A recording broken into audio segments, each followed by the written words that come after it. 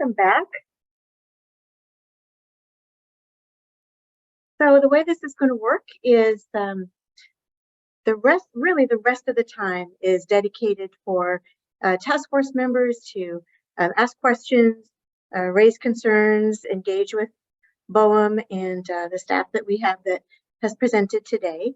And then at about 12:45, we'll stop. We'll do some closing remarks and take another break, and then we'll be adjourning the meeting and closing and opening up the time for our public to ask their questions.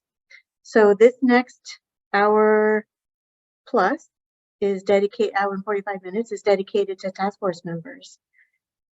So task force members, you can raise your hand as a panelist. You can just go ahead and raise your hand and get in the queue, and I'll call on you. You could also turn your video on and physically raise your hand if it looks like that's the easiest way for you to do it.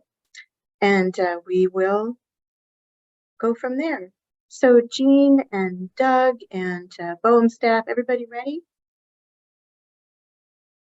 I see a thumbs up from Doug. I'm not seeing Jean's camera back on. Want to make sure Jean's there. There you are, Jean. Hey, Jean. Hey, James.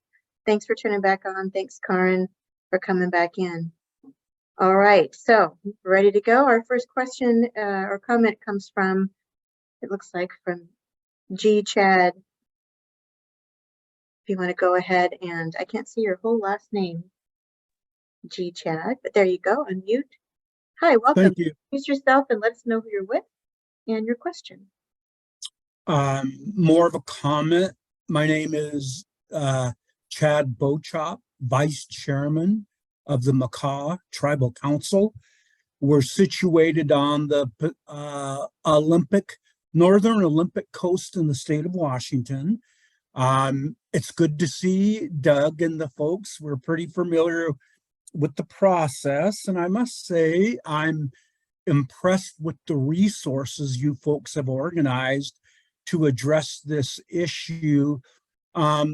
We have at Makah a treaty with the federal government that establishes our legal position as a sovereign tribal government. Our treaty also establishes our legal status as a resource trustee. It assures us the ability to take our share of harvestable resources, but it also requires the federal government to take into consideration our cultural and traditional values and practices in support of our spiritual recognition of the reverence of the ocean. And why this is all important is we understand clearly a couple of things. One is the urgency of climate change. We've had 70-degree water temperatures up here off the coast of Washington recently, where they should be in the low 50s, and we are extremely concerned about those impacts. So what we intend to present to BOEM, this process, the California process, is in order for and Doug is very well versed in this, in order for the federal government, and BOEM in particular is a starting point, will serve as the on-ramp to further this discussion. You folks have a clear trust responsibility to the Makah Tribal Council to ensure our treaty interests are accounted for formally in this process. What we are initially concerned about is how the various footprints of offshore wind sites impact our migratory fish stocks and whales as well. And what I'm hearing in this discussion today, the Oregon approach addresses how BOEM's presenting a logical approach. You mentioned marine spatial planning, the means to determine impacts in working with National Marine Fisheries Service is based on relative suitability and results of that determination for siting and establishing a value ranking. Our treaty interests, we will not provide a value ranking on our treaty interests in a comprehensive manner. We can work with numbers, an example of what fish we caught. But the point I would like to stress, and what I appreciate in seeing the work that you folks are doing, is in order, in the Makah Tribal Council's perspective, in order for our federal partners and family to meet their trust responsibility to the Makah tribe in addressing the siting of offshore wind projects, we need to establish a comprehensively coordinated approach. And I can see that you folks have this model. You're beginning to address it in a fairly effective manner. We have recommendations we can lend to this model that will provide the Makah Tribal Council the clear understanding that you folks aren't, that is to say, BOEM isn't permitting offshore wind projects at the cost of our treaty-related interests. So in summary, there's more work to do. We're not opposed to offshore wind. We just need to be able to work with you folks to develop an interdepartmental, interagency means to continue to address it. We don't have the capacity to, every time there's a new project, to reboot our time and attention. That's why we are building a model. Task force models can be effective, but what we understand is consultation is only effective with implementation. And I've been at this game long enough working with the federal family. Consultation to me has developed into political rhetoric. What we need is that clear blueprint of engagement. We had the opportunity to work with the Obama administration on national ocean policy, and we're well versed. We presented our position to CEQ recently. We've been talking to National Marine Fisheries Service, so on and so forth. We're hardwired into this. And I thank you for the opportunity to share our message with you folks. This also provides us the means to speak to how will Makah exercise its energy sovereignty on the ocean. So it's not just a simple exercise of BOEM permitting a project.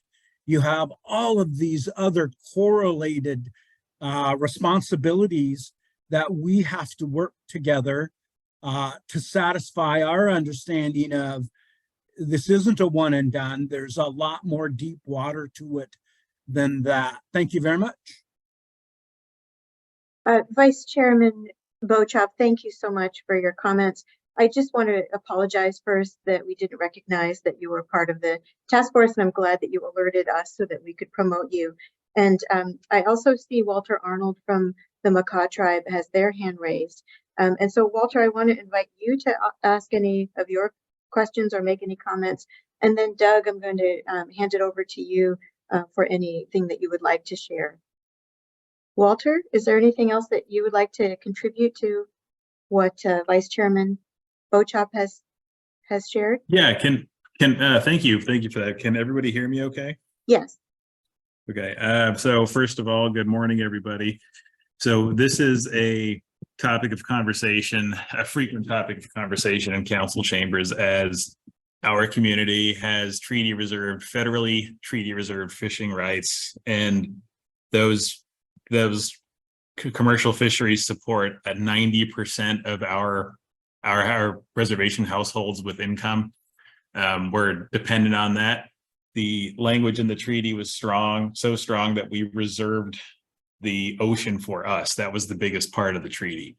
So we're just interested in making sure that a federal agency isn't bypassing our reserved rights in order for a mandate from an administration.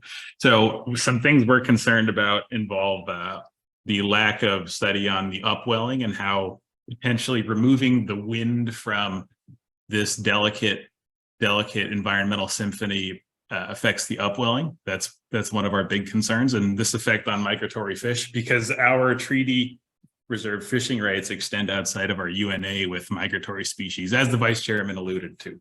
But these are some of the things that are a frequent topic of conversation in council chambers.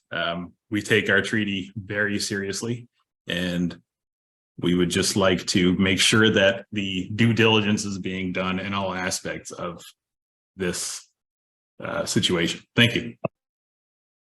Thank you, Walter. Doug, I'm going to go ahead and turn it over to you for anything that you would like to share. Yeah, thanks, Jamie. And I'll say thanks, Councilmember Arnold and Vice Chair Bochap. Glad you could join today.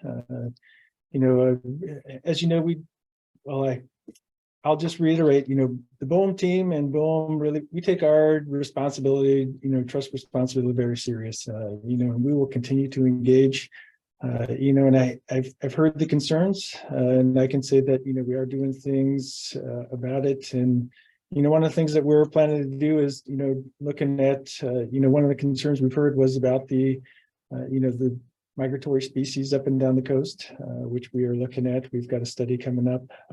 We also have a study on, there was an upwelling study that was done, and we're going to do some follow-up studies on potential ecological impacts of the upwelling study, as well as our programmatic EIS that we're doing for the lease areas in California.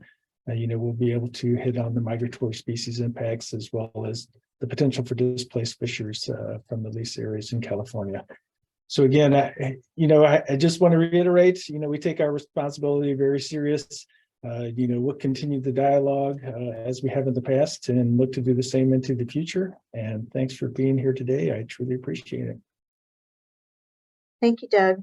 And I see a number of other hands, and Mike, you're next on deck from ODFW. But for everybody, you're certainly welcome to make whatever comments and ask whatever questions you would like in this space that we have available for you as task force members. But also, you're welcome to come back at 1:30 when we are going to take the formal public comments with a court reporter. If you would like those comments to be recorded and used in the director and state's final decision on issuing wind energy areas, so that's another opportunity for you to get this information on the record. Mike, go ahead. All right. Thank you very much for the time here. I'm Mike Harrington. I'm the Fish Division Administrator at ODFW. And I just have 3 questions here, and they're all associated with cabling, but they do kind of go to different people. So if you want any specific instructions on how to handle that, let me know. But the first question is really kind of directed a little bit towards James Morris. And forgive me if I misheard you here, but it sounded to me like there's an NCOS model underway for cable siting. Can you clarify the status of a suitability analysis for potential cable routes? Sure. Hi, Mike. Thanks. I didn't mention that in the talk, but one of the slides, you'll see that there were cable transmission planning that's happening in multiple regions.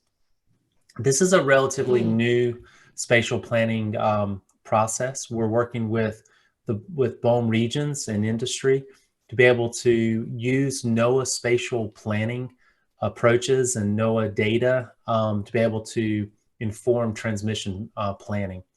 But it's very early. The way that we see it is that while we have built these massive geodatabases that includes both public and non-public data to inform siting of wind energy areas. That same information can be added to ocean intelligence and coastal intelligence and work with the state agencies and other organizations to help inform transmission planning. So it's a placeholder right now. It's something that we're working and we'll be working on around the nation.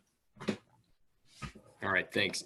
And then my next question is going to be a little bit Department of Defense, but maybe BOEM will handle that. I don't know. But as we develop our comments, we need to know whether we should be identifying habitat types or resources within exclusion areas to avoid cable laying, and whether those stretches of coast onshore of the exclusion area is an option for cable laying and facility development. And so our question is, will cables be allowed to cross the Department of Defense exclusion area that's kind of southeast of the draft WIA A? And I don't know who can answer that question, but it's something we need for our development here. I think that I saw Steve Sample had to drop for a bit, but we'll continue to coordinate with Department of Defense. In our initial conversation is that it's really for the wind turbines themselves, and that there's some room in there to find areas for potential cable laying, if that were to be the case. Since we don't know exactly where a developer or a lessee is going to want to put the cable, we don't know for sure, but there is room in there with our previous conversations, and we'll continue to have those with DoD. Okay, thanks. And then just my final question again is cable. And, from what we're understanding, there's a project in the Morro Bay area that could require up to 30 cables. And I think that's about 10 cables per gigawatt, and if we were to use that kind of math, for draft WIA A, there could be as many as, I think, eight cables and about 19 for the draft wind area for B. Is that an accurate way for us to be estimating the number of cables? Is like based on gigawatts per cables per gigawatt? And then how many transmission and export cables do you estimate may be needed in these draft WIAs? And I'll say that, we did coordinate with NOAA sanctuaries on the potential for cables. They're in between the proposed sanctuary and the existing sanctuary. And I'll just say, and I'll ask Jen Miller to, add to it. Ultimately, we looked at what's been proposed on the Atlantic coast. There are different factors. We kind of went pretty cautious on our side on an estimate on the number of cables. So, it's really going to depend on how much redundancy the lessees are going to need, where they tie in, how they lay out their facility. So like I said, we kind of gave a number that was on the conservative side, but I'll let Jen Miller add more detail because she's more familiar with it. Thank you, Doug. I can add a little more to that description. So on the Atlantic, we've received project design envelopes for projects of commercial scale, so in and around roughly 1 gigawatt. And those project design envelopes, I think at a maximum, we saw one project included up to 9 cables. And so as a worst case scenario, we try to plan for, a potential of up to 10 cables per, roughly around 1 gigawatt. I would say that is definitely a worst case scenario. Depending on the type of cable and the technology, we're seeing, pretty large advancements in the carrying capacity of individual cables. And there seems to be a strong preference to reduce the number of cables that are connecting these projects to shore.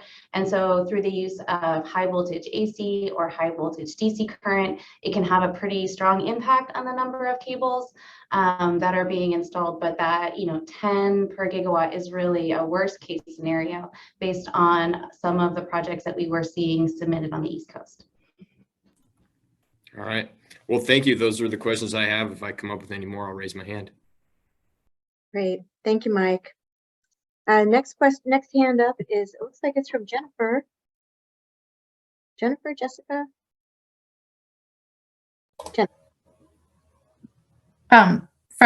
From National Marine Fisheries Service, me? Yeah.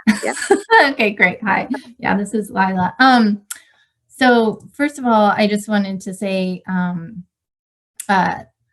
thank you, and I applaud BOEM for working with NOAA's NCOS to incorporate spatial modeling into BOEM's process.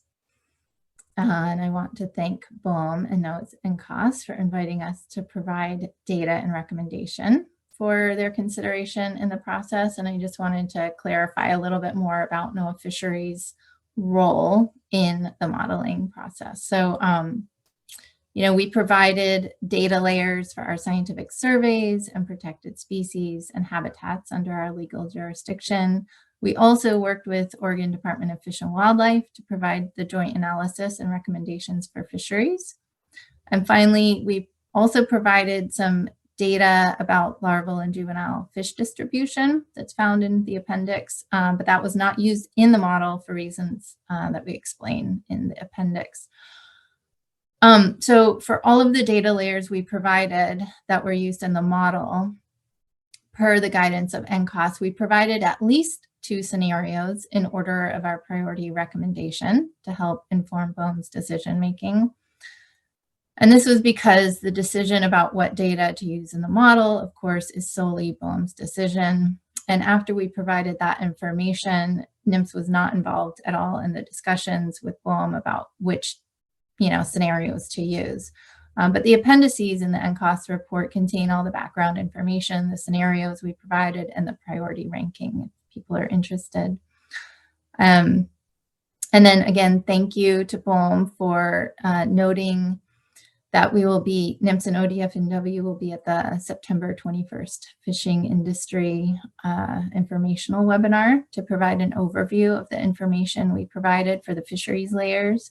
And thanks to Jean for including the links to the recordings that we did. We had presentations we gave to the Pacific Fishery Management Council in February and March. And so I encourage people to listen to at least one of those recordings ahead of the 21st if possible.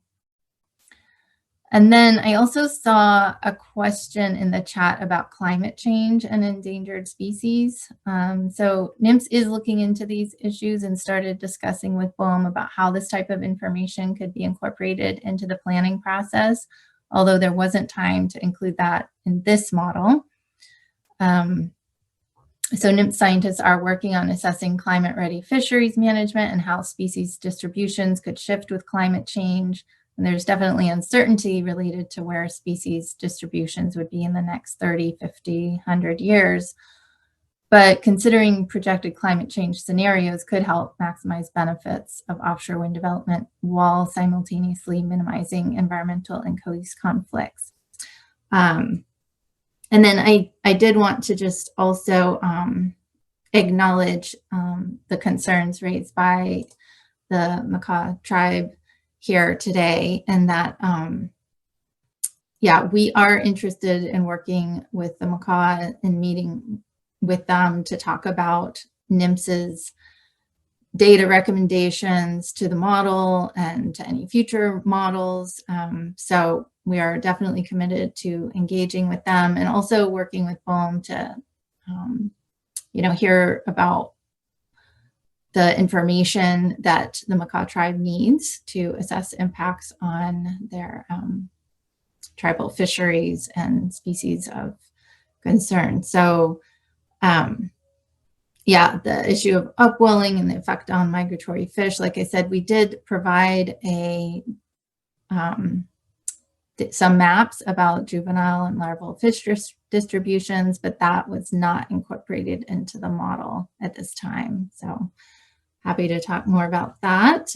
And then in terms of Mike Harrington's question about the cables and the DoD area for the Coos Bay, that is also something we're very interested in because we would be concerned about any cables going over Hecata Bank. And so the question about whether cables will be able to go through DoD, that DoD exclusion area is an important one. So thank you. Thank you, Lila. Walter, I see your hand is still up. I know that you spoke earlier. Did you have an additional comment or question? Oh, sorry, I did not. I just didn't put it down. Yep, no worries. And then we have another Walter Chuck with Port of Newport. Yes, good morning and thanks again.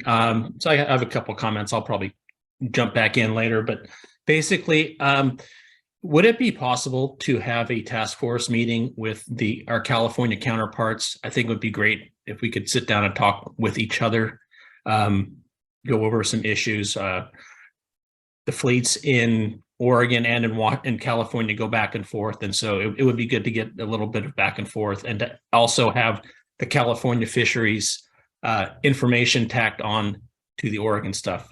Fishing doesn't stop at the borders, and it would be nice to see what the continuous effects would be of potential wind farms. The other one would be these two areas that you have, the draft areas, are pretty far offshore.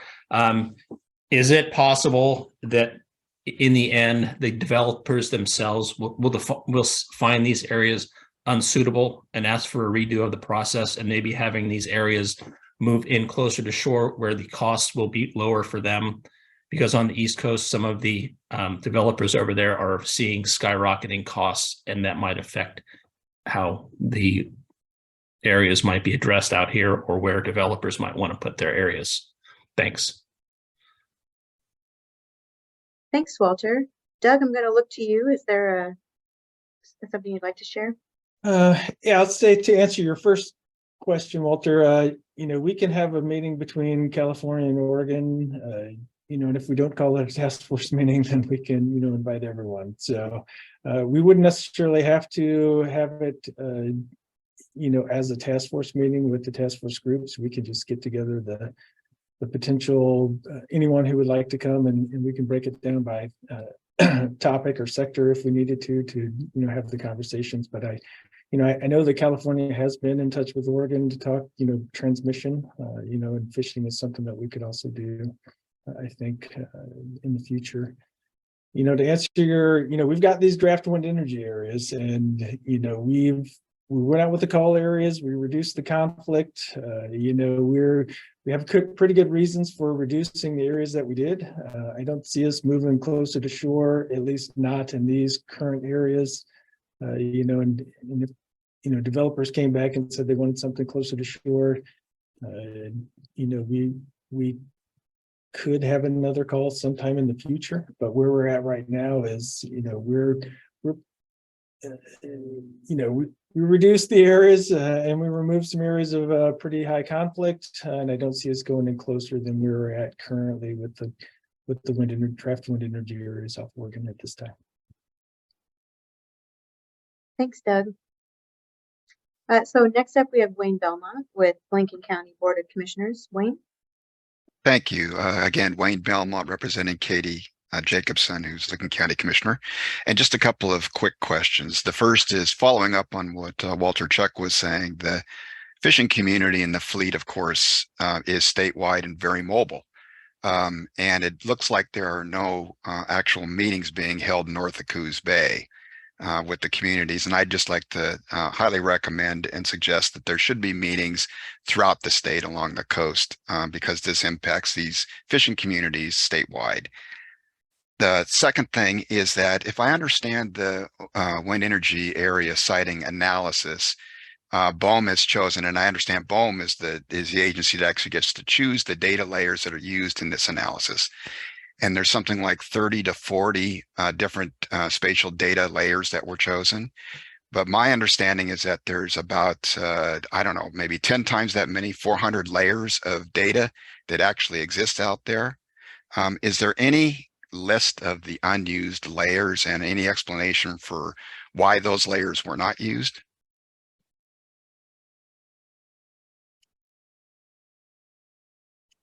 I'll jump in, and the BOEM team can correct me if I'm wrong, but I believe that we're putting together the list of the data layers, of all the data layers, and annotating which ones we've used and haven't used.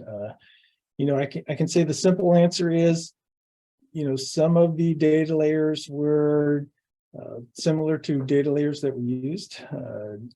Some of them maybe didn't pertain to the areas where we were looking. At the end of the day,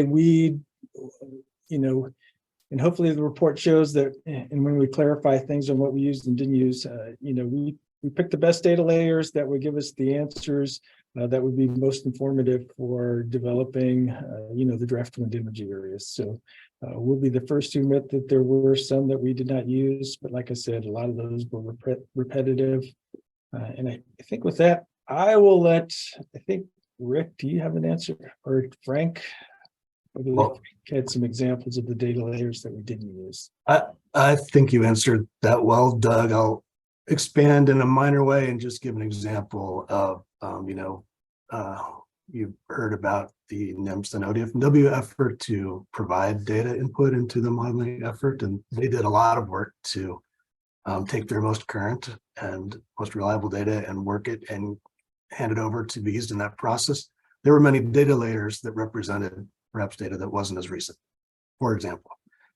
Because we started with everything that existed, we had to figure out what was the most reliable, the most accurate, the most meaningful to the process.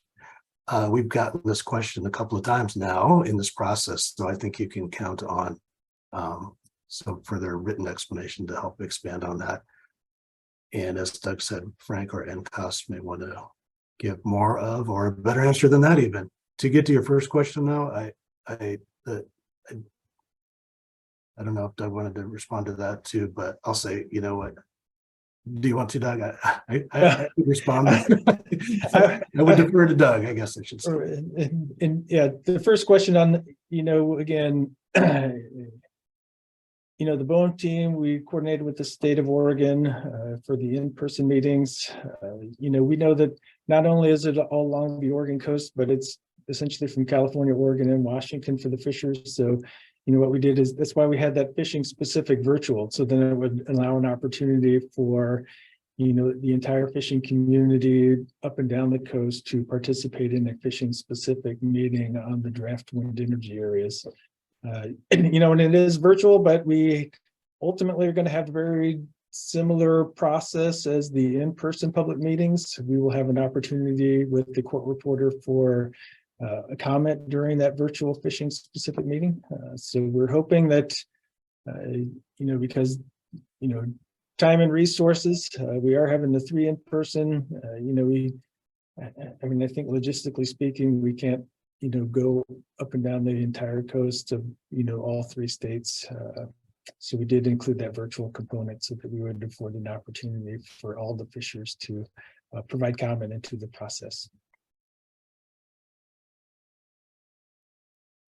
And I know Rick passed it to Frank or James if you wanted to add on to, or if we.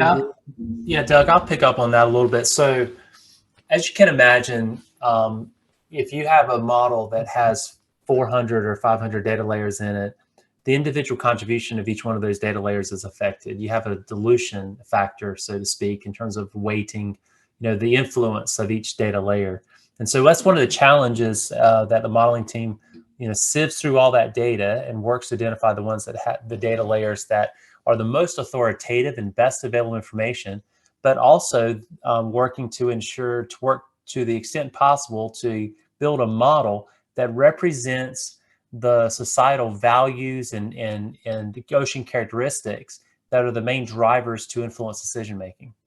And so, that information is transparent. That'll be provided in the report in terms of all of the master geodatabase numbers of layers and the ones that were selected by BOEM and ultimately approved by BOEM for incorporation into the model.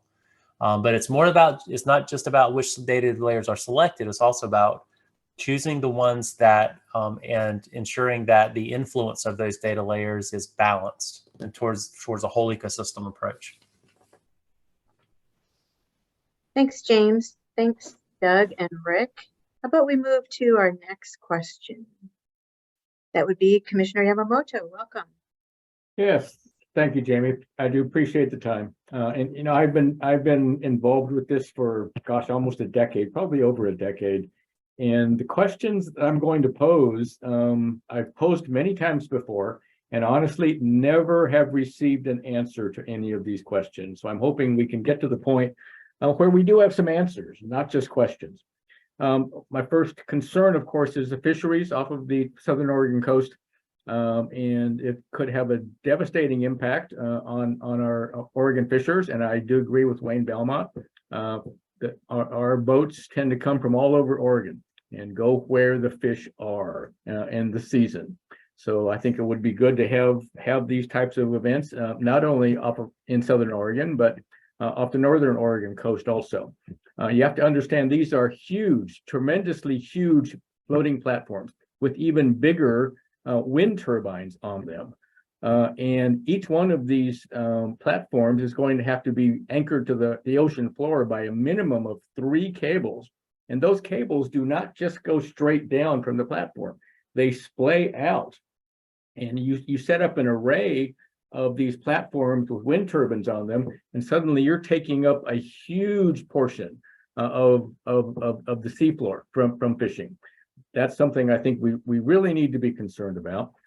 Birds are another issue. Again, these are just gigantic turbines, and the tip speeds it looks like they're going very slowly, but those tip speeds are well in excess of 100 miles an hour, sometimes approaching 200 miles an hour.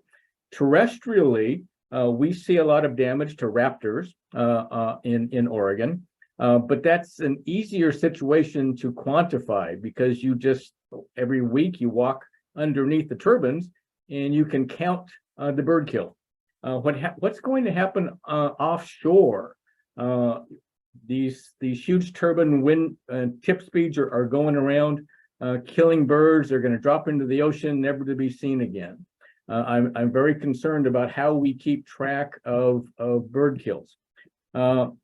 Early on in this situation, jobs was the buzzword. Everyone was very concerned about the jobs that were going to be available, and it looked really, really good. And jobs are going to be important if we're going to put these devices off of the Oregon coast.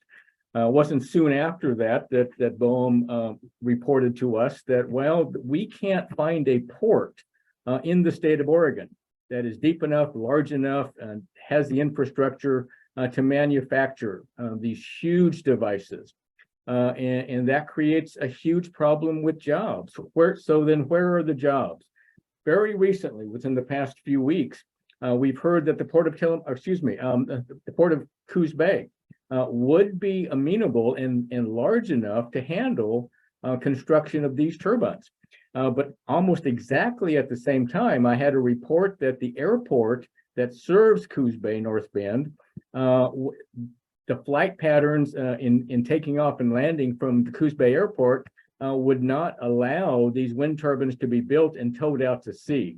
So again, I have a question about the port situation. One of my biggest concerns is that both Oregon and California have renewable energy standards. And wind energy is going to be a boon to whoever gets these. My biggest concern, especially off of Curry County, and we have asked, we asked early on if BOEM could help Oregon with the transmission infrastructure on the Southern Oregon coast. And we were told, no, BOEM does not have the means to provide funding for transmission infrastructure. So that my biggest concern is a California company comes in off of Curry County, and they're already developing off of Eureka, at Northern California coast, and they just take their transmission lines directly down to California and hook in, bypassing Oregon renewable energy standards completely. And I've never gotten an answer if that's even going to be allowable. And it's of great concern. The last item, of course, is the cost per milliwatt hour. In Tillamook County, we're blessed to pay 7.5 cents per kilowatt hour. You had a slide earlier that is showing 30, 40, 50, 60, 70 cents per kilowatt hour. Who is going to pay that amount for electricity? Is it going to be spread across every ratepayer in the state of Oregon?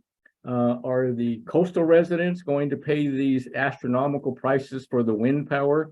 Again, we have not gotten an answer to any of these questions. And I'm hoping that before we go much further, we do start to answer the questions. So again, I thank you very much for these meetings. They're great meetings. But the questions as they come up, I appreciate to this point in this meeting, you have been answering those questions. And I appreciate that so much. Thank you. Thank you, Commissioner Yamamoto. Doug, anything you want to share in response to some of Commissioner Yamamoto's questions? Yeah, I'll take a first stab, and I'll probably have some of the, the people who are more technical expert on this weigh in. Commissioner Yamamoto, one of the things that we did, and I'll take the first question that I heard was about fishing and the impacts. That's one of the things that, we're trying to show our work, and we took the data that ODF&W and NIMS provided us.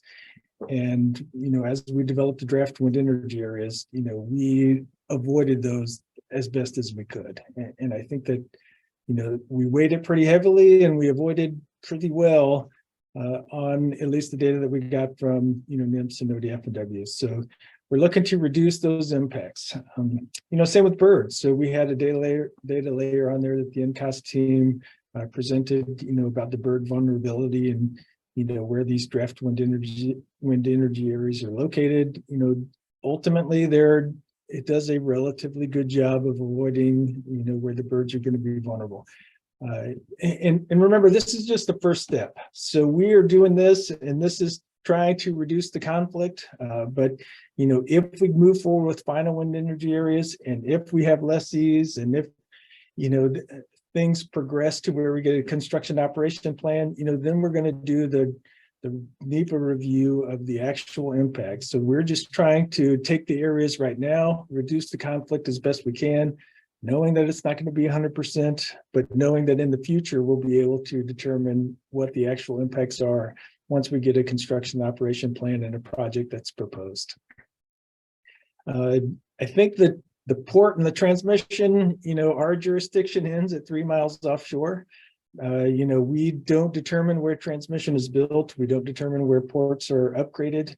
BOEM did do a study that, looked at the ports, and, we've looked at the ports along the West Coast to see, what ports are out there, what improvements would have to be, because there is no port where, it's going to be able to support offshore wind as far as putting the structures together and getting them out to the ocean, moving forward. That, it's going to take some, and the lessees are going to have to work with the ports, and the ports are going to have to determine, if they want to support offshore wind or not, and that'll kind of help determine on, what ports get developed and which ones don't. So I don't have a crystal ball on that as to where they'll go. Same with transmission. We really won't know. And before I go to that, the costs, we did put in the costs, and, at the end of the day, we can lease the areas, but there is not going to be a project that is going to be developed until ultimately they come in with the price that the state is willing to pay and give them a power purchase agreement. And, that's going to, the onus is that it's going to be on the lessees. So, as projects develop and as they move forward, and as floating wind as an industry develops, we expect those prices will come down. But ultimately, at the end of the day, someone has to buy that power before a project is going to go forward.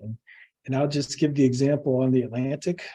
We had leases out there for quite a while, and, everything started moving when the state started buying the power, because that's really the trigger as to, when a project is going to move forward, because no lessee or developer is going to move without some sort of price guarantee. I mean, they're not going to build it if it's going to come in at too high of a price, and no one's going to buy it. So I know I rambled on and I hit most of the points, and I'll just ask the BOEM team if anyone wanted to add anything. And in particular, I'll ask if Dave Perexta, I think he's on the line, because he's our avian expert, and he can make everything I tried to say sound much more eloquent. And is Dave on there, Rick? Yeah, I'm here, Doug. Oh. Yeah, and I think you did a good job of addressing that. And certainly we're taking potential impacts to birds very seriously, and this is something that we've been looking at for a number of years. And as they discussed in the modeling portion of the presentation this morning, we've looked at not only bird distributions, but bird vulnerabilities, right? And so not all birds are created equal in how they're going to potentially be impacted by offshore wind. And certainly, even though, yes, you're exactly right, that tip speeds are a concern and these blades spin deceptively fast, you know, there's not a huge amount of evidence, say from Europe, even where they have offshore wind out there for years now, that there's not a lot of collision that's being documented. And in fact, it seems to be fairly rare with offshore species. Certainly displacement is a big issue, and that's one of the other vulnerabilities we looked at in a lot of places in Europe where they've done monitoring. Some species of birds tend to just avoid the wind farms, and that's an impact in its own right. I mean, a bird can be impacted by, you know, through mortality by being struck, but if they avoid an area, that's also an impact. And these are the things that we're considering as we move forward. And we've already looked at that and how we've you know, modeled seabird distribution and vulnerability, and these choices were made based on trying to minimize those impacts. So yeah, these are things that we're, you know, going to look at through the process and are continuing to study. And there are technological advances being made in ways to monitor strikes at sea. Some of this actually being developed through OSU and others in Oregon. So we are hopeful that, you know, as we move forward, there'll be ways to monitor these things effectively to determine impacts. Thanks, Dave. That was really helpful. All right, are we ready to move on to another comment? Commissioner Yamamoto, can I move on to the next person? Can I ask someone to address the Oregon and California renewable energy standards question?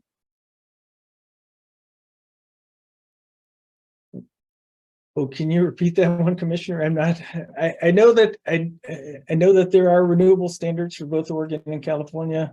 You know, I think the answer is, you know, offshore wind can play a part, but it would just be a tool in the toolbox, because as we move forward, you know, I think that generally speaking on the renewable side, you know, you can't have all your eggs in one basket, that, you know, it's going to take everything to you know, achieve the goals that, you know, the states on the West Coast are looking to achieve as far as renewable energy moving forward. And so BOEM, you know, what we can do is make areas available, but that ultimately it's just one tool so that the states can make their decisions to how they're going to address their portfolio standards. No, and I thank you for that. But again, my biggest concern is taking up Oregon fishing grounds, taking away our jobs, things of that nature, no ports available. And then the construction people that have purchased the lease just take their power cables into California where they have proper infrastructure, bypassing Oregon's renewable energy standards completely. And I just don't know that that's legal or allowed. And again, I've not gotten an answer to that question. Hey, David, this is Jason with the Oregon Department of Energy.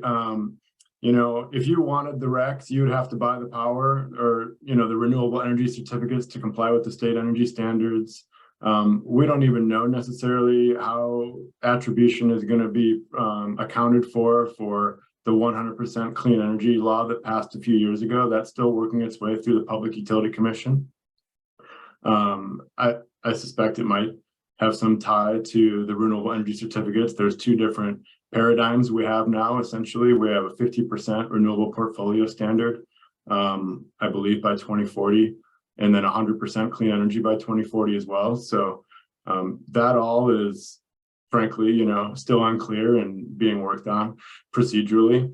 I do know, you know, the purchaser is going to be the person who claims the environmental benefits of that power and the compliance. So if you want the environmental compliance, you're gonna have to pay for it, but then that gets to your question of being concerned about paying high rates too.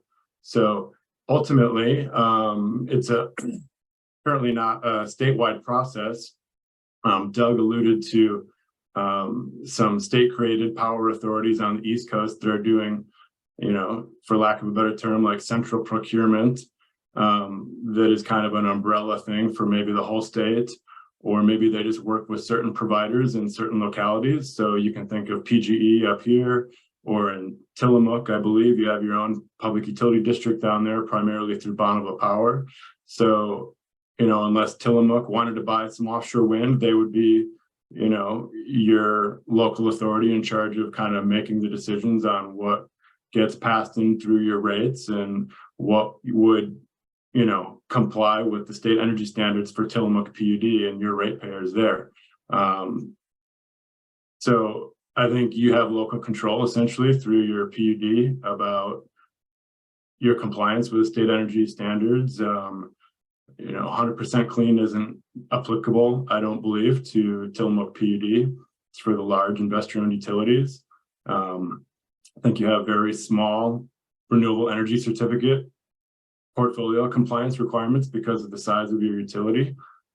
So I wouldn't suspect you'd be a likely off-taker, a purchaser of the offshore wind. So I don't know if that helps answer some of your questions, but I would encourage, you know, if they haven't participated or if people from your public utility district are interested in participating in these, they're going to be savvy, you know, they're going to be able to help you with some of those technical questions and potentially ask savvy questions to BOEM or the governor's office or other folks, the Public Utility Commission and things like that, these other people that are working on this. So appreciate your questions. Hope that helps a little bit.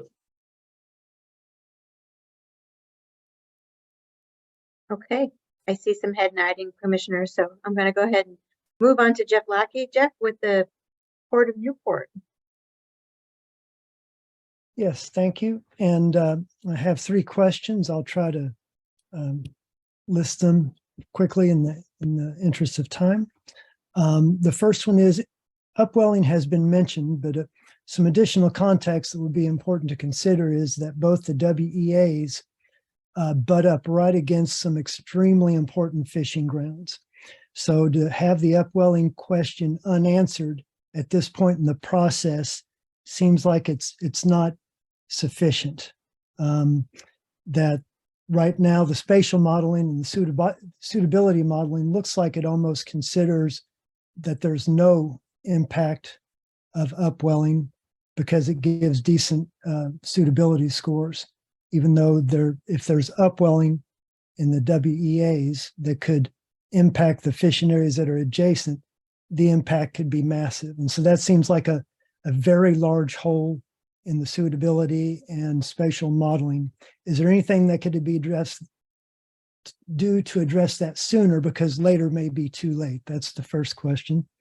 The second question is, and I'll take the Coos Bay WEA for example. It looks like one of the slides shows that it has about 50% higher cost of energy generation, which we already have increasing exploding cost with wind energy, so they're going to have to be as efficient as possible. So it looks like that one alone might disqualify it. But then you add on some of the other submodels that showed, it showed marine resources and fisheries didn't have the best suitability. And so when you combine those low suitability in those 3 categories, I was a little surprised to see the final suitability score showed that there was high suitability and moderately high in the Coos Bay wind energy area. And so that didn't seem to connect with the low suitability in the submodel. So I wonder why that is. That's the second question. And the third question is, given that the Coos Bay wind energy area is not cost effective and has other constraints, would it be more prudent to go ahead and remove it from consideration so that would get you to whatever the next step or plan B is sooner, rather than going for another 6 months or a year or 2 years with an area that just looks like it's just not suitable at all? Would it be more prudent to go ahead and take it out now so that you can get to plan B sooner? And those are my 3 questions. Thank you. Hey, Jeff, can you say again which of the wind energy areas you were suggesting removal of at your last question? Sorry, Coos Bay. The Coos Bay. So the 3 questions you have, the first one has to do with upwelling and a data gap. The second one has to do with the suitability score, and there seems to be an inconsistency there. And the third has to do with the timing of when you might remove a WEA. Correct. So, okay, I just want to make sure I got all three of them so we know who to send the question, who to send the answers to. And as always, I start with Doug. And so Well, Doug, I think I'll go to Rick on the first one as far as okay. the uploading goes. Sure, I'll start with the upwelling comments. So this has been coming up frequently at our meetings, particularly since the integral study on the initial modeling that was referenced in one of the questions too that came through the Q&A. We've been briefed on that study, attending some public briefings, but also gotten a specific briefing from the study authors to make sure that we understand what that initial study is showing. And we've got our subject matter experts engaged in that to think about what other further research that we could do or what other further information we need to gather to make sure that we understand the issue and that we can take it into account properly as we move through this process. Remember that, as Doug mentioned earlier, we're at an early stage of this process, and suitability modeling is an important place for us to make progress on identifying areas that may be more suitable relative to some others in the vicinity. But we have a long process of further information gathering and engagement and analysis ahead of us to be able to properly understand some of these issues. I will say that with regard to upwelling, at this time, I believe we have a fairly good understanding of that initial modeling. And since this is an area that I think it's an emerging base of knowledge that we're gathering here about upwelling, I think we're going to continue to learn more. I do think we're going to be prepared to handle that in our analysis. I heard you, Mr. Lackey, say that you prefer that information gap is closed earlier, sooner rather than later, because it could be such a substantial issue. I'll say that we're working on it now. I do think we're in a good position with our understanding and the work that we're planning on doing at this time. I think that as a matter of timing, we're going to be able to explain ourselves with the decisions we make in the future with regard to upwelling and with regard to potential leasing in the two draft wind energy areas in the future. Thanks, Rick. The second question had to do with the suitability and consistency. If you need Jeff to repeat that question. I'm not sure if it's that'll go to Jen Miller. Is that a Jen Miller answer? I believe so, but she can reassign it if she wants to. Yes, and I believe this is in reference to the cost of energy, right? Did I get that part of the question right? And so yeah. I think the best way to respond to this is, can we share one of the slides from the presentation today? It would be slide 21. Yeah, we can share that. Ariella will go ahead and tee that up, but go ahead and talk while she's getting that up.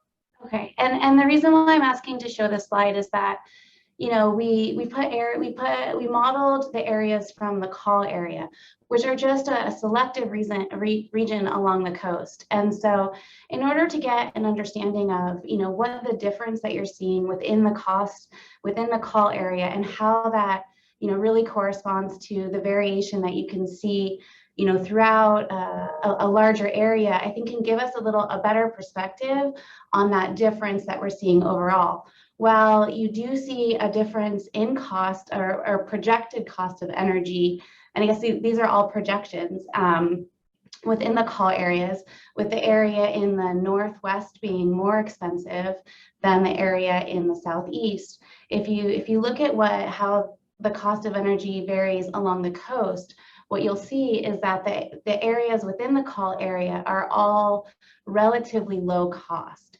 And so when you're really you know, looking at a subset of a subset, those differences can seem large. But just to give you a little bit of context, when we look at the cost over the Oregon coast, what we found is that these areas really are what we find to be better, you know, more suitable in aggregate than the other areas.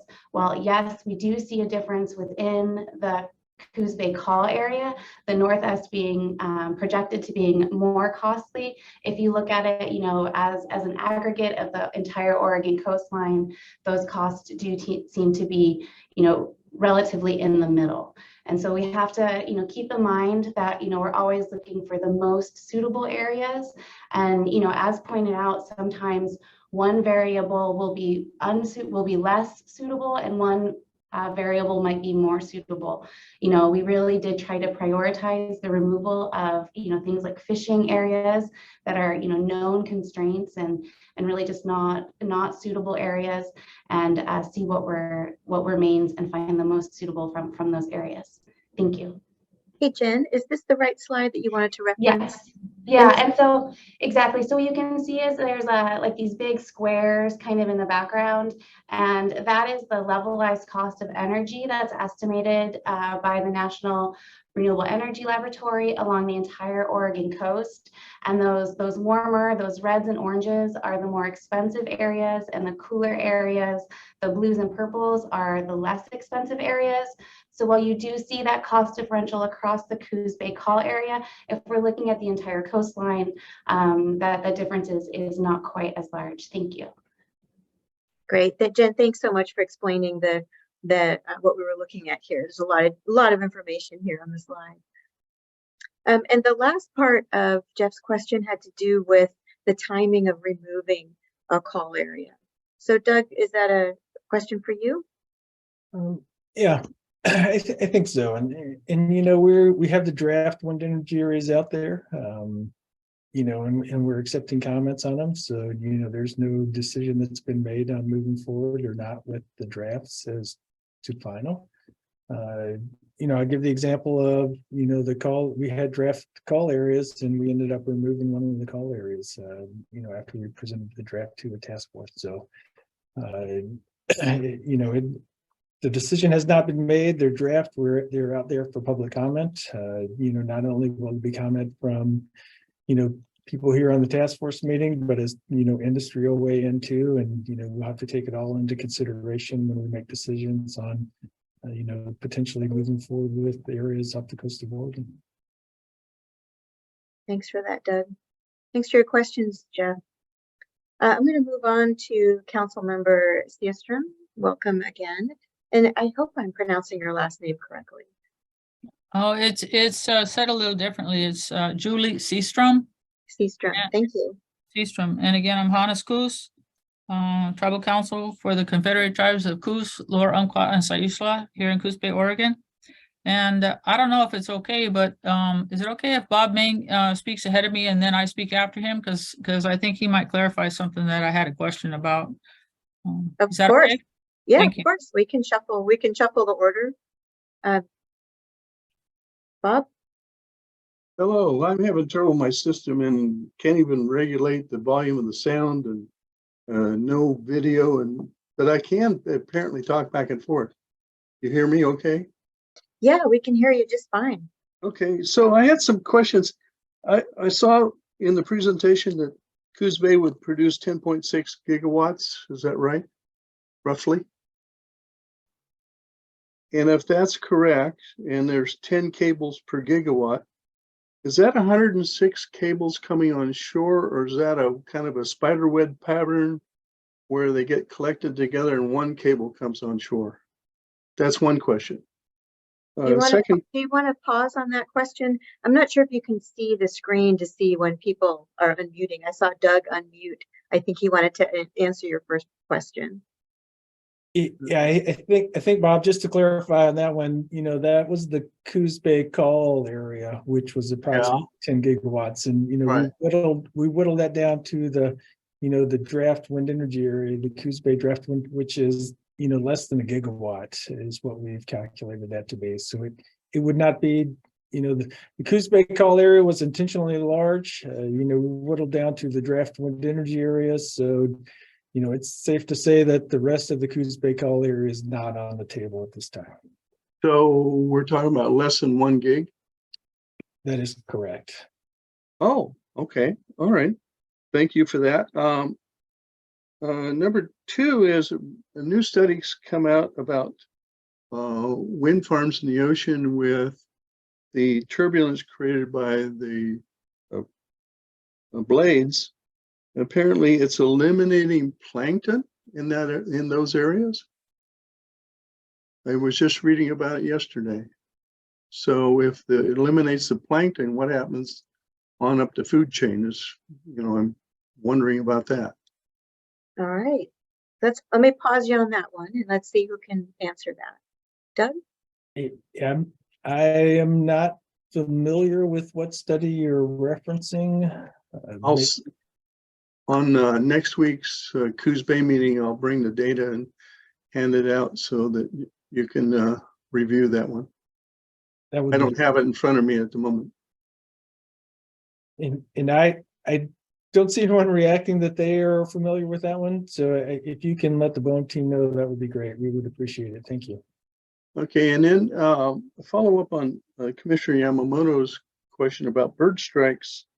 Some time ago, it's been a year, maybe 2 years ago, listening to a BOEM discussion with bird strikes with the Portland Audubon Society representative. And BOEM wanted to know if they had data on bird strikes. And I have this recorded at home. The representative from the Audubon Society of Portland said they didn't have any data on bird strikes, but the wind power companies could just grow more birds. And I thought, what? Grow more birds? That must be okay then onshore too for spotted owls, murrelets, etc. So I was really puzzled how that might be okay. All right, Doug's ready to answer that one. Well, I went off mute anyway. I will say I'm not positive. I will ask again, Dave Perexta, if you are familiar with the previous meeting. I'm not sure I know what meeting he's referring to, but there is certainly the notion when it comes down to looking at compensatory mitigation options that there are ways to offset impacts to birds by doing mitigation in areas where it has a greater benefit to them, and that certainly can be referred to as growing more birds. Some people use that parlance, but there's a possibility of increasing bird populations through mitigation. So yeah, I mean that's something we're going to be thinking about as we move forward. I was scratching my head going, well, if it works for them, why doesn't it work on shore too? So just really puzzled. But I guess the last thing is this whole electromagnetic cable power generation system. As far as I can research, nobody really has done in-depth studies on how that affects the migrations of whales, salmon, etc. Are we going to go salmon barren here and whale barren here on the south coast of Oregon? Just don't know. I've done lots and lots of research, but I can't find anything that's had any extensive studies on that. So what I was leading up to is maybe have a greater pause in our two federal senators and our governor saying we need more data. And you're aware of the letter that was sent to BOEM from Senator Wyden and Merkley and our governor. Thank you. That's all I have. Thank you, Commissioner Main. Doug, I wasn't sure if there was someone on your team that wanted to just speak briefly to the last point of Commissioner Main around impacts to salmon and whales. Yeah, that's what I was going to ask too. Someone from the BOEM team. I see Des popped on. Desiree. Okay, thank you. Yes. Hi, everybody. Sorry, it took me a few minutes to get off my mute. Thank you, Commissioner Main, for that question. My name is Desiree Reeb. I'm a marine mammal and sea turtle biologist in BOEM's Pacific Regional Office. The EMF situation, as you very correctly pointed out, is an evolving topic of research.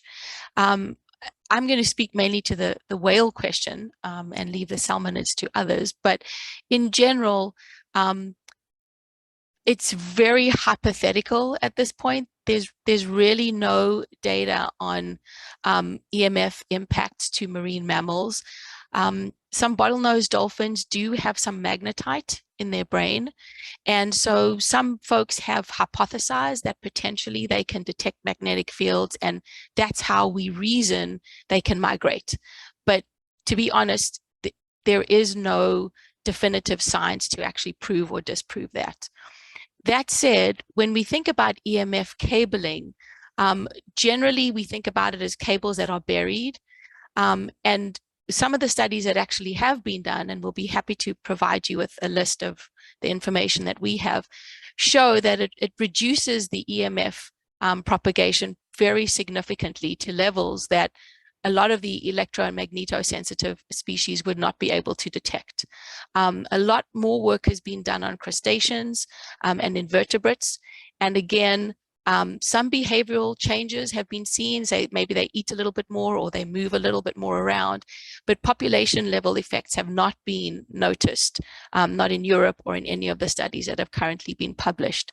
So that's buried cables. And then when you think of whales and dolphins that are, swimming in the water column, with the interarray cables that will be sort of in the maybe 200-meter depths, again, the fact that the animals are moving and not staying right on top of the cables further reduces their possibility of being impacted by the EMF.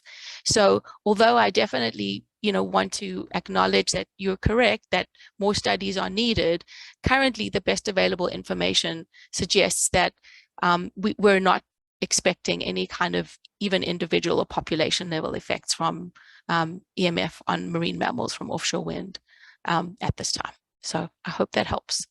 Thanks. And hey, Des, just one more clarification for members of the public or people that might not know. Can you please define EMF?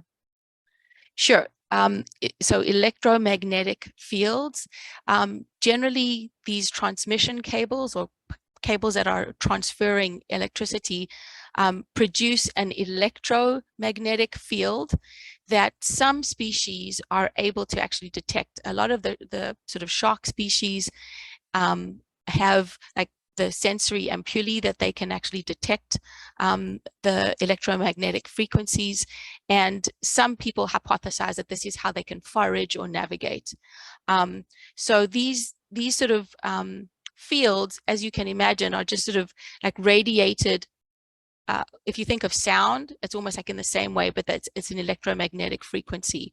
And so some of the concerns really are that it could heat, this is electricity, it can transfer heat, and it can also generate these fields that could potentially disturb some species.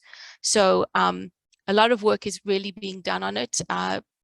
Very little information from the UK or any of the European areas where we know have had underwater cabling for many years. And even in the US, we've got transmission cables and, from the oil and gas side of the world, there have been transmission cables. And, like I say, a lot of the studies have not been directed at any kind of significant impacts on species that were detectable. So it's an ongoing topic of investigation, and there's some good studies that have been done that we can direct stakeholders to if they're interested. Thank you, Des. Appreciate that. I posted a link to our most recent Oregon selected studies sheets from BOEM, and it does list a couple of studies on EMF. The studies tend to be targeted towards either species of some commercial importance or species that are expected to be perhaps the most vulnerable because of their life histories. There's just a couple, like I said, noted in that sheet. That sheet will give you instructions on how to find more. It might help with your research, Mr. Main. We have a suite of, I don't know, maybe around a dozen or so studies related to EMF that are targeted. Thank you, Rick.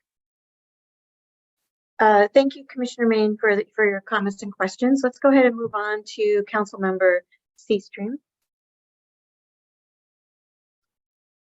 Thank you.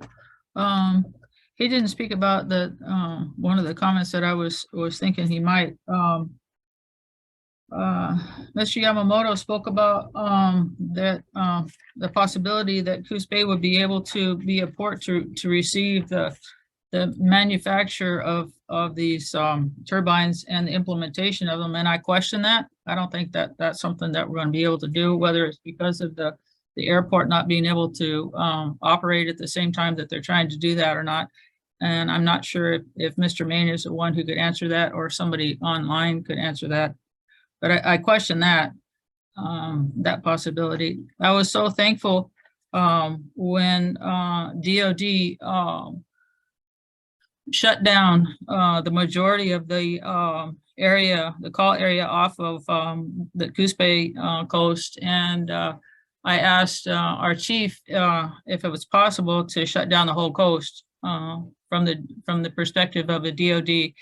And he said he wasn't sure about something like that. But if Mr. Simple's online, maybe he could answer that question, because it doesn't make sense, to have, just a section of the coast be something that is taken out for Department of Defense. And if we're under attack, it seems like the whole coast should be off grounds. Shouldn't be able to be acceptable. Should be excluded. But it may be me just being a dreamer in that regard. There are other concerns we have, and I was thankful to listen to the chair and vice chair from the Macaw speak about cultural values and a reverence for the ocean. I was born and raised here, and the ocean has been my mainstay my whole life.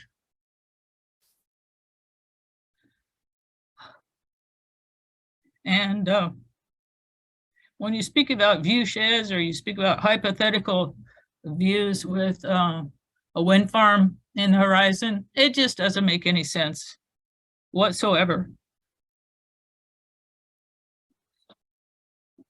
Our tribe is a small tribe. They're not like the Macaw or the Ho or the Quinault or the Calente, who all have treaty and trust solid with the federal government. We had a treaty written, but it wasn't ever honored. So they have a little bit of force that we don't have. But what we do have is we have a bank of highly trained and skilled staff members who are able to give good input based on science as far as the possible problems with the implementation, the construction, the creation of these wind farms. I'm only one of 7 on tribal council. The general response for tribal council is that we support green and clean energy development. It's just that we have major concerns about the effects that it has on our fish, on our water, and our land. And like different people have been saying, you construct this 1,000-foot turbine and you set it on a platform, you send the cables to the floor, you anchor it on the floor, and then you bring them to the shore. Then you've got four and 5 generation fishing families trying to maneuver through all that. You've got the whales trying to maneuver back and forth through all that. And as I can't tell you how many people I heard say, the fish are not staying in one spot. They move. So I don't know if Courtney Crossman, our Tipple, has anything that she'd like to add, but if she could have a minute or 2 of your time, I sure appreciate it. And I thank everybody on this panel for their time today. Thank you so much, council member. I just want to acknowledge, I can hear that you're speaking from your heart when you're sharing these concerns, and I just want to acknowledge that and appreciate your candor. We do have Steve on the line, and I saw Steve come off, and I think that Steve wanted to possibly address your first comment about impacts to DOD and what DOD's role is. So Steve, do you want to go ahead? Sure. And as I understood the question, it was something to the effect of, if we're concerned about an attack, wouldn't it be the entire shore and not just one specific area? And I'd just like to kind of reframe the question that DoD is asked and what we answer as we go through these. If we have a national security concern, it's going to be based on a specific mission or specific infrastructure or a specific interaction between wind turbines and national security activities. So we don't just say, hey, we're not being holding back from this. This isn't our position that, hey, we just need the whole coast because we're concerned about an attack. It's much more specific to our missions, many of which we can share publicly. We've talked about a lot of the testing and training impacts and what we can do, or what the developers can do with us to overcome those impacts. There are occasions where those missions can't be shared with the public, or the infrastructure can't be shared with the public for, I think, obvious reasons, right? You know, so we work through this. We don't look for a blanket, hey, we've got a national security concern, don't build, right? So even if we do have a concern, it doesn't just come up, that area doesn't just come off the table just because we said so. There's a lot of discussion at a high level through DoD, BOEM, and DOI to understand those concerns and make sure that we're appropriately considering them. So I think that answers the question that was asked of me. Yeah, Steve, thank you for that. And Councilmember, you also invited Courtney to offer any comments. And Courtney, I just wanted to make sure we made some space for you. Hi, good morning. Thank you for that. It's afternoon out here on the West Coast. I did have one question that I'd like to ask, and that's that many comments were submitted in regards to visual impacts and how these wind turbines would, impact that from the coastline. And if these comments were truly being considered, why were the WEAs created while still having significant visual impacts? Thank you. Thank you, Courtney. Oh, Doug, I see you unmuted. I was going to say, I think Jean's probably. Yeah, that's what I was going to say too. Yeah. Sorry, Jamie. I think that's a good one for Jean. Thanks. Sure. So the whole reason why we designed the visual simulation study was in response to the call comments that people wanted to see what they looked like. And so around that time, we were working on development of the draft wind energy areas. So we did these simulations for the draft WEAs themselves, and we published them to accompany the draft wind energy areas. So that's to help inform, this is what these look like from the draft wind energy areas. So people can take a look at the visual simulations, see them in person at the public meetings, and then provide us comments on what their interpretation of those visual simulations are and if there's still concerns. Hope that answered the question. Thanks, Jean. I'm going to move on to Walter for Newport. Walter, do you have another question or comment for us? Yeah, a little bit of both. Thanks again, Walter Chuck from Port of Newport. You've done a hypothetical area for the visual. Would it be possible to do a hypothetical of a wind farm out there? And the reason I'm asking is because I'm really interested in the overall loss of a fishing area out there. Whether these are situated north, south, east, west, or at a northwest angle. Some of the fisheries are not able to just go right to the boundaries. They would have to stop, and there would be the overall loss would be much larger than the footprint of the wind farm. And just for informational purposes and just to show the actual impacts. And then another follow-up on David Yamamoto's question. The economic impacts of these areas, whether it's impacts of the fishing communities or whatever, and the promises of jobs coming to the coastal areas is very important to all port districts.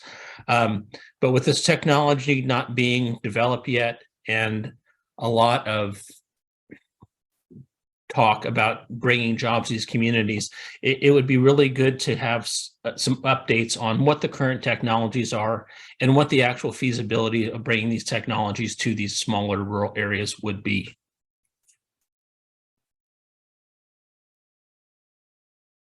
Okay, so the two questions I've got in there, the first had to do with more information about the full impacts to fisheries. Yeah. And then the second has to do with any information that we have about the technology and how that equates to jobs, local jobs. Yes, yes. Yeah, so Doug?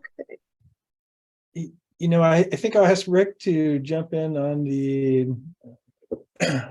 and I'll say, typically what BOEM does is, you know, if we decide to move forward with leasing, and you know, then we'll get a construction operation plan that will look at an actual proposal, and we'll use that proposal to, you know, go through and evaluate the potential impacts of a project moving forward, you know, in a full-blown EIS. You know, and I can say that, you know, what we're doing for California is we're looking at the lease areas, you know, doing a programmatic EIS for the lease areas. You know, it's depending on how that one turns out, it's likely that if we were to move forward with leasing in Oregon, we'd do something similar. But I'll let Rick weigh in on that first question. I'll say my apologies to everyone. I had to run down the hall for just a second, and I missed a conversation before I heard Doug's answer. Oh, hey, Walter, can you repeat the question about you know, you asked a question about the more complete impacts to fishing. Yeah, and so basically it depends on how the wind farms are situated, but some of the fisheries are not able to just go right along the edges of these areas, and so the actual overall loss, sorry, of these areas will be much greater, and that's including the footprints and so forth. It would be great to have the ability to see what potential impacts of we would have to have a buffer area around it that it would not be able to be used also. Would it be possible to draw something up like that? Yeah, so to add on to what Doug has said, on the West Coast here, obviously we're dealing with emerging technology in some new areas that haven't seen these technologies before. And as we work on the California programmatic, which is after leases have been issued in that case, and before construction operations plans come in, we've, as part of that process, we've had to work with National Renewable Energy Laboratories to try to get basically a mock-up of a hypothetical project to start to see some of those potential project layout impacts that we can use in that programmatic EIS. I would anticipate that our first opportunity to do that for Oregon would be after leases are issued, when we actually know if we do have leases at all, and if we do, how many there are and exactly where they're located and that sort of thing, and start to sort of dig into what a hypothetical project could look like. I think probably that's the best we can do on timing to get a realistic view of what could happen that's not too speculative. Thanks. I believe the second question was on the technical side.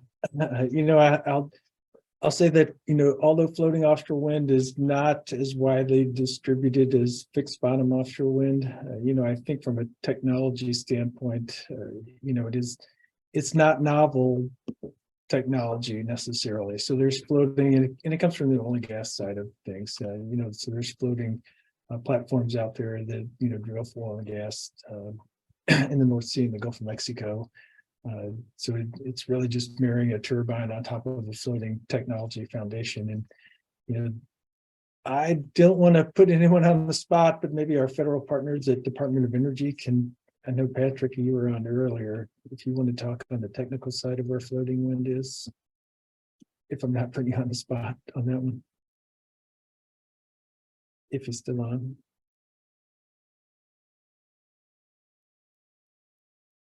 Are you asking for Jason? Oh, Patrick Gilman was on Oh, from Patrick. DOE, but I saw that Simon Gearloff, so Patrick may have had to leave also. I'll just say that on the technical side, Department of Energy is really doing a lot of research and development and, helping along with the technology development for things for floating offshore wind. And they can speak more eloquently to it than I can, but I will say that, the technology is coming along. And I think that as projects move forward, it's going to be even more refined as with the lease series in California and potentially off of Oregon, floating offshore wind is going to be something that's, I think the National Renewable Energy Lab expects it to move forward pretty rapidly as far as the technology development into the future. Yeah, I don't see Patrick or Simon. But the other part of Walter's question had to do with job creation, but Doug, just listening to you, it sounds like we don't have enough information to be able to make that connection just yet. Yeah, that's fair, Jamie. And sorry, I forgot that. Really it depends on, once there's leases out there, and you're right, it could be, Oregon, it could be California, it could be Washington, it's hard to know. It could be everywhere.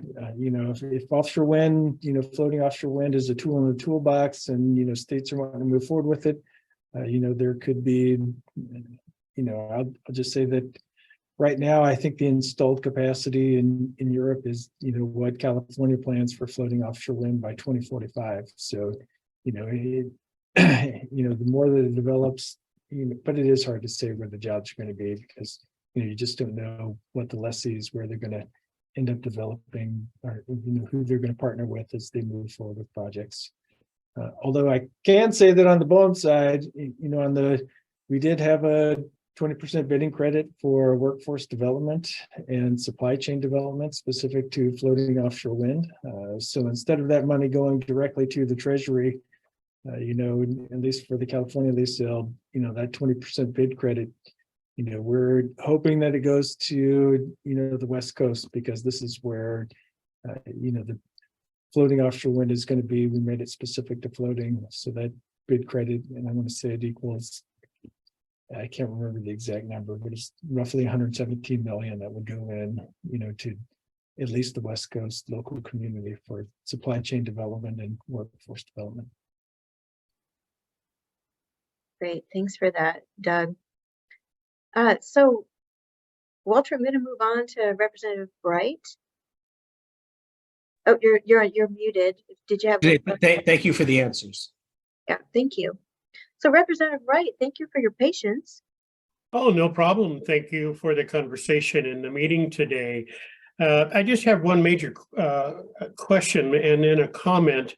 As you probably experienced, the people who live on the coast of Oregon are very resilient people. We've had to be. We have some apprehension when dealing with the federal government when they come in with projects like this. We're not real happy with with the BLM and their management of the forest, and we're not real happy with what happens with the spotted owl. We've sort of been ignored down the road, and so just understand that we're going to come back with lots of questions because we care about the viability and the environment of our coastal communities.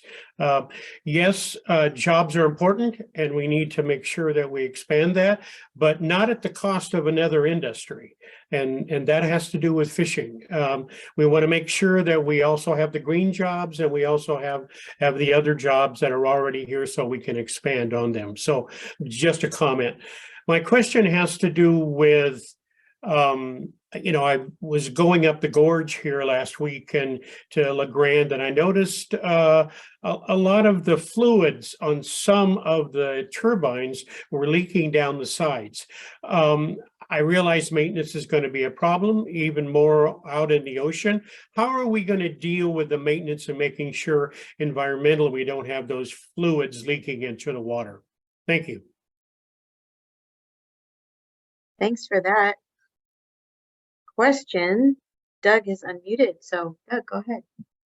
Yeah, and Bobby, I don't know if, this may be a Bessie answer, and I know Bobby was on, ultimately, they're going to have their maintenance plans, and they're going to have to, maintain the machines to make sure that they're producing the power so that they can supply the power to the grid. And I think I'll just say that, we have split the regs between BOEM and Bessie. So once a lease is issued and the plan is approved, when it comes to the operations of the facilities, it'll fall to our sister agency at the Bureau of Safety and Environmental Enforcement. So I don't know if, I know Bobby was on earlier. And Doug, yeah, this is Bobby. Yeah, I could just real quickly speak to that, Doug. As you mentioned, an operator, before they have any installations that may house or handle hydrocarbons, is required to have an oil spill response plan approved by Bessie. That could include even in the site assessment phase of a wind energy lease after it's issued. And then while the inspection program will continue to evolve and will look quite a lot different from our conventional inspection program, it will involve required self-inspections on the lessee's behalf, as well as inspections on Bessie's behalf, and also monitoring through electrical control systems. So yeah, it will be scrutinized similar to our conventional energy operations, but with meeting the requirements and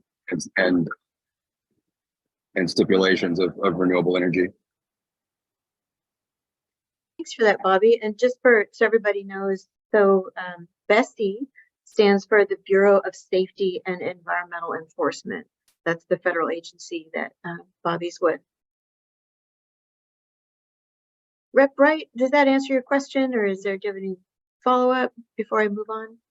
Well, just continue monitoring this situation. Like I said, we don't, I agree. We need as somebody put it, we don't need our eggs all in one basket, but we also need lots of eggs. So monitoring what happens out on the ocean and making sure that whatever we do doesn't have unintended consequences is always something we on the coast are very adamant about. So thank you. I appreciate it. Thank you, Representative Wright. Hey, Mike, I see that you're next. I'm going to ask you to pause just for a minute. And I just want to let everybody know, just do a time check. We're just about at 12:30. And at 12:45, we're going to end our task force discussion, turn it over to Jean to make some, remind us all of what's happening next. And then we'll have some closing comments. And so we've got about 15 minutes left, and I just really encourage anyone who hasn't had an opportunity to ask a question to please get in the queue to do that. And then I'll also be reminding everybody about how we'll be managing the public side of things at 12:45. So Mike, go ahead. All right, and thanks for the floor again.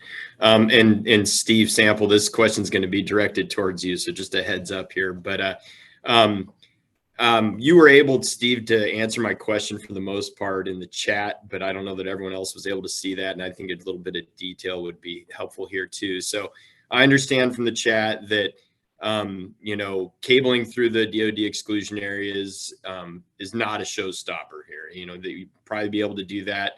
We just need to coordinate a little bit on location.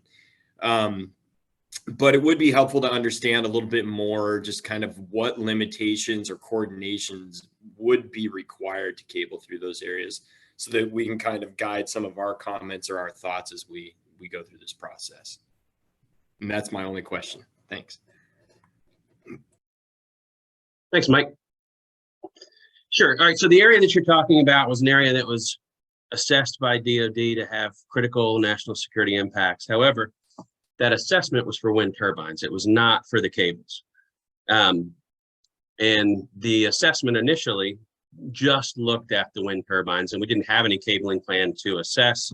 So it really wasn't part of it, but BOEM came back to us and said, okay, well, you're kind of cutting off an area that there's some viable areas that would essentially be cut off from shore because of the area that you're talking about. So we went back and looked at it and confirmed that cables would likely not be an issue for DoD. That doesn't mean that there aren't a couple of areas to avoid, but they would be workable solutions. And we kind of look through these to determine whether the mitigations that we might need would be showstoppers or would they not be viable for development. So it's sort of the in-between answer that says, we're certain we can find a cabling pattern that's acceptable through that area. That doesn't mean every single inch of that area is appropriate for cabling. Does that make sense? Yeah, it does. That was really helpful. Thank you. You're welcome. Thanks, Mike. So again, I really want to invite any task force members who have not had the opportunity to ask a question we've got some time here to allow you to do that. And so just step on in. You can raise your hand, or you can put yourself on video and physically raise your hand, and I'll acknowledge, put you in the queue.